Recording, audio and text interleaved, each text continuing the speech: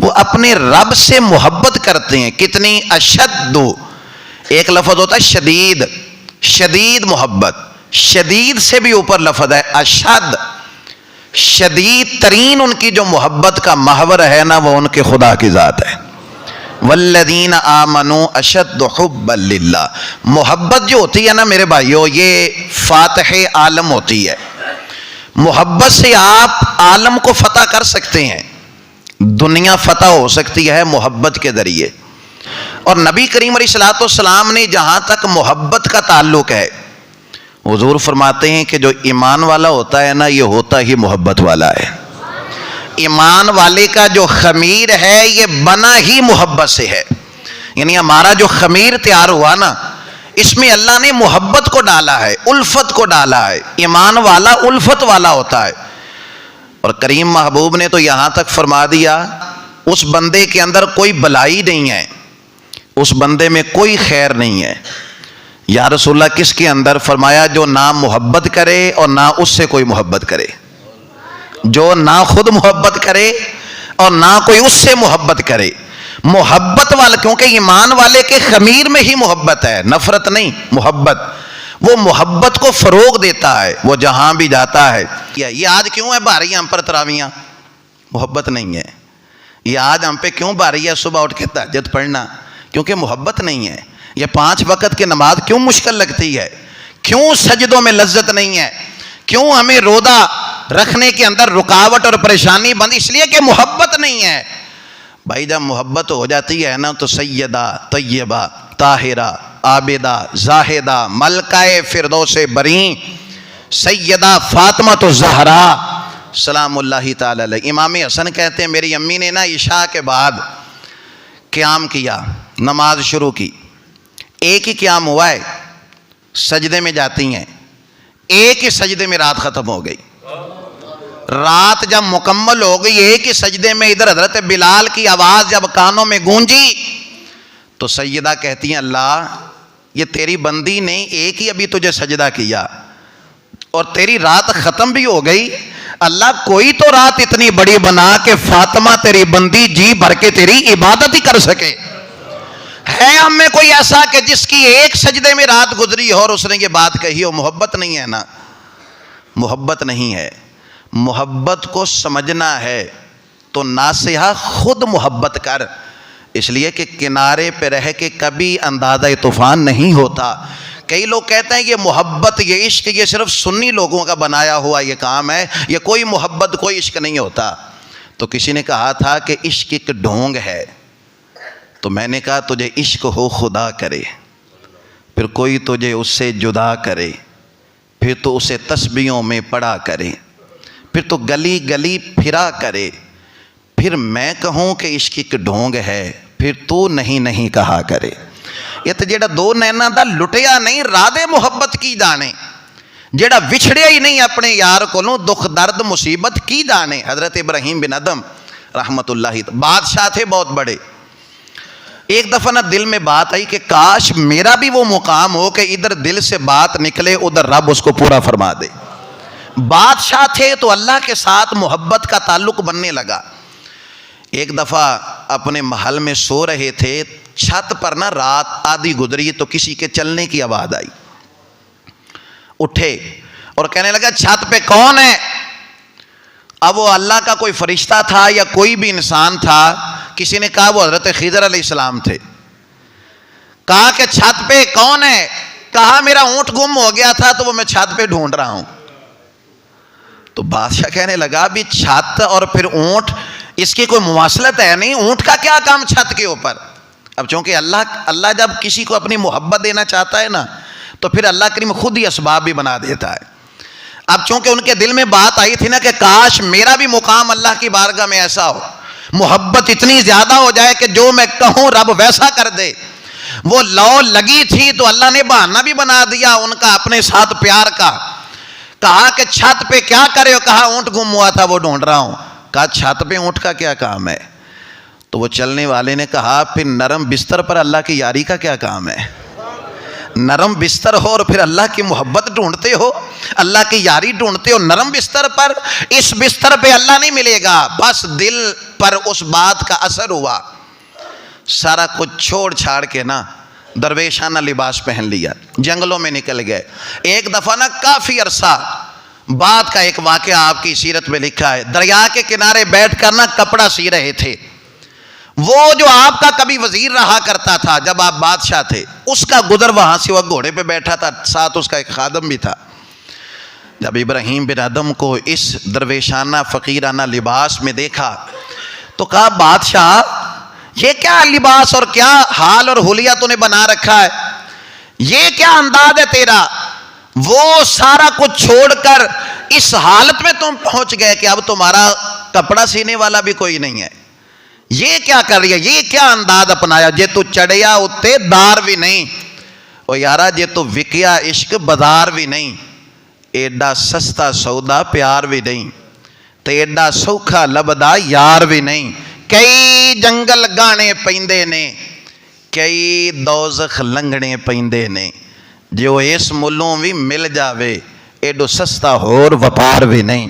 تو کچھ سمجھ نہ آوے لوکاں نو او کادے نال شہید کرے، ڈٹھی یار دے ہاتھ تلوار بھی نہیں، او دا خالی جاندہ وار بھی نہیں۔ تو کہا یہ کیا انداز اور کیا حلیہ بنا رکھا ہے؟ حضرت ابراہیم بن ادھم رحمۃ اللہ علیہ، درویش لوگ جو ہوتے ہیں نا وہ اپنا کردار دکھاتے ہیں، وہ زیادہ باتیں نہیں کرتے، اس لیے کہ امام جعفر صادق سے کسی نے کہا تھا کہ میں دین کی تبلیغ کرنا چاہتا ہوں، فرمایا تو تبلیغ نہ کر، تو دین پہ عمل کر، اس لیے کہ جب تو عمل کرے گا نا تو دین کی تبلیغ خود بخود ہو جائے گی۔ آج ہم کہتے ہیں کہ یار میں نماز کا جتنا کہتا ہوں بچے بات نہیں مانتے، آپ کہیں نہیں، آپ خود پڑھیں۔ آپ گھر میں جب نماز پڑھیں گے تو بچے وہ والا کام نہیں کرتے جو آپ کہتے ہیں، بچے وہ کرتے ہیں جو آپ خود کرتے ہیں۔ آپ اگر سچ بولتے ہیں تو بچوں کو بھی عادت بنے گی، آپ اگر غیبت، چغلی، حسد، بغض اور فلاں نے یہ کر دیا فلاں نے یہ کر دیا ان کے سامنے ہی آپ لگے رہو تو بھائی پھر بچے انہوں نے وہ کرنا ہے جو آپ نے خود کرنا ہے۔ یہ تبلیغ ہے، یہ انداز ہے۔ حضرت ابراہیم بن ادھم رحمۃ اللہ علیہ، آپ نے کوئی جواب نہیں دیا، اب آپ نے ایک کردار ان کو دکھایا، آپ نے وہ جو سوئی تھی نا جس سے کپڑا سی رہے تھے اس کو دریا میں ڈال دیا۔ اس نے بہت لمبی چوڑی تقریر کی، اس کے جواب کے اندر جواب نہیں دیا، ایک کردار دکھایا۔ جب سوئی کو دریا میں ڈالا، کہا دریا کی مچھلیوں میری سوئی واپس کرو، دریا کی مچھلیوں میری سوئی واپس کرو۔ اب روایات میں جو بات لکھی ہے، دریا کی مچھلیاں جتنی بھی تھی نا سب سونے کی سوئیاں لے کر اپنے منہ میں ان کے سامنے جب نکل آئی نا، کہنے لگے سونا تو سارا ہی چھڑ کے آ گیا، مجھے سونے والی نہیں، مجھے اپنے والی سوئی چاہیے۔ جب وہ ایک مچھلی پھر آئی ان کی سوئی لے کر، اب اس وزیر کو صرف ایک ہی جواب دیا، فرمایا کہ جب میں وہاں حکومت کرتا تھا تو کئی لوگ تھے میرے ڈر کی وجہ سے بھی بات مانتے تھے، اب یہاں پہ تم غور کر لو، یہاں مچھلیوں نے میرے ڈر کی وجہ سے میری بات نہیں مانی، یہ انہوں نے اللہ کی محبت سے، کیونکہ میں نے اللہ سے محبت کر لی نا، اب میں نے جو بات کہی تو مخلوق میرے تابع ہو گئی۔ کیوں؟ اس لیے اب تم خود ہی بتاؤ، وہ محبت اچھی تھی جو ڈر کی وجہ سے تھی، یا یہ محبت اچھی ہے جو میں عقیدت اور محبت سے کر رہا ہوں؟ یہ والی حکومت اچھی ہے جو صرف محبت کی وجہ سے ہے، یا وہ والی حکومت اچھی تھی جو ڈر کی وجہ سے تھی؟ اللہ سے جب پیار ہو جاتا ہے نا، اور اللہ خود فرماتا ہے کہ بندہ جب نفل پڑھ کے، نفل کی بات ہوئی فرض کے، فرض کا مقام زیادہ، فرمایا جو نفل پڑھ کے میرے اتنے قریب ہو جاتا ہے نا، فرمایا کہ میں پھر اس کی زبان بن جاتا ہوں، زبان اس کی ہوتی ہے بولتا میں ہوں، فرمایا میں اس کے کان بن جاتا ہوں، کان اس کے ہوتے ہیں سنتا میں ہوں، میں پھر اس کے ہاتھ بن جاتا ہوں۔ یہ صحیح بخاری کے اندر حدیث ہے، فرمایا کہ پھر ہاتھ اس کے ہوتے ہیں، اس میں طاقت میری آ جاتی ہے۔ یہی وجہ ہے، جمعہ کا دن ہے، حضرت عمر جمعہ کا خطبہ دے رہی ہیں، حضرت ساریہ کو آپ نے بھیجا تھا ایک محاذ پر، ایک جنگ میں، 1 مہینے کی مسافت ہے، ادھر دشمن سے شکست کھانے والے تھے۔ حضرت عمر جمعہ کا خطبہ دیتے ہوئے فرمایا، یا ساریہ خلف الجبل، ساریہ پہاڑ کے پیچھے۔ اب اچانک بیان کرتے ہوئے جب ایسا جملہ ہوا تو لوگ بھی حیران ہوئے۔ 1 مہینے کے بعد حضرت ساریہ آتے ہیں تو لوگوں نے کہا کہ فلاں دن فلاں وقت یاد کرو، کوئی غیر معمولی واقعہ، کہا اس وقت ہم شکست کھانے والے تھے۔ حضرت عمر کی مدینے سے آواز آتی ہے پہاڑ کے پیچھے، کیونکہ دشمن پہاڑ کے پیچھے تھا، ہم یکدم سنبھلے اور اللہ نے ہمیں فتح عطا فرما دی۔ اب تو موبائل ہے نا، اس وقت موبائل نہیں تھا. یہ کس طاقت کے ذریعے ان کی آواز وہاں تک پہنچی؟ وہ وہی طاقت ہے جو اللہ نے فرمایا کہ جب بندہ نفل پڑھ کے میرے اتنا قریب ہو جاتا ہے نا، پھر میں اس کی زبان بن جاتا ہوں، زبان اس کی ہوتی ہے، طاقت میری آ جاتی ہے. شہری کے اندر اٹھنا، تہجد پڑھنا، روزہ رکھنا، نماز کے لیے آنا، تراویح پڑھنا، جس کو محبت نہیں ہے، جس کو پیار ہو جاتا ہے نا. ایک مثال دے کر داتا صاحب نے کشف المحجوب میں ایک بات لکھی ہے حضرت عبداللہ بن مبارک کی. بڑے جلیل القدر یہ صوفی درویش بزرگ تھے. کسی نے کہا کہ مقام تھانوں کیویں ملے ہے؟ تو فرمانے لگے کہ میں نا اللہ کا دوست بننے سے پہلے، اللہ کا ولی بننے سے پہلے میں نا کسی عورت کے عشق میں گرفتار ہو گیا تھا. ہمارا سارا گھرانہ ہی نمازی تھا، تو میں بھی چونکہ اسی وجہ سے نمازی بن گیا تھا.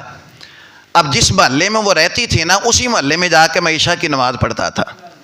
کہتے پیار ہو گیا تھا نا اس عورت سے، تو اسی محلے میں جاتا جہاں وہ رہتی تھی، عشاء کی نماز پڑھتا، اور آدھی رات کو پھر 2-4 اسے باتیں ہوتی، وہ چھت پہ آتی، 2-4 باتیں ہوتی، میں پھر واپس آ جاتا. کئی عرصہ سے میرا یہ معمول چلتا رہا.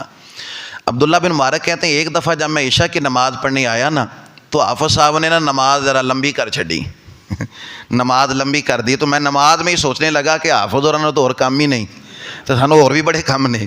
تو حافظ صاحب نے کہتے ہیں نماز میں غصہ آ رہا تھا. بہرحال نماز مکمل ہوئی. نماز مکمل کرنے کے بعد اسی کی گلی میں گیا اور ٹہلنے لگا کہ کب وہ آتی ہے. حالانکہ سردی کی راتیں تھیں، کہتے ہیں سردی کی رات 13-14 گھنٹے کی رات، شدید ترین سردی. ساری رات اس کی گلی میں پھرتا رہا لیکن وہ نہ آئی. اور جب تہجد کا وقت آیا نا، تھوڑی دیر کے لیے وہ بھاگی چھت پہ آیا. آج مہمان آئے نے گھر چ، تے آج بہتا ٹائم نہیں ہے، بس آج زیادہ بات نہیں ہو سکے گی، یہ کہہ کر وہ چلی گئی. عبداللہ بن مبارک کہتے ہیں کہ میں جب واپس آ رہا تو اب میں سوچ رہا تھا کہ عبداللہ یار تو ساری رات ہی ایک عورت عشق وچ گزار چھڈی. وہ ساری رات 13-14 گھنٹے کی، وہ تھوڑی دیر کے لیے آئی، اس نے ایک آدھ بات کی اور وہ چلی گئی. تجھے غصہ بھی نہیں آیا اس پہ؟ تو نے اسے قسم بھی نہیں لی کہ واقعی مہمان آئے ہیں؟ تو نے اس پہ گواہ بھی نہیں مانگے؟ کوئی غصہ نہیں آیا؟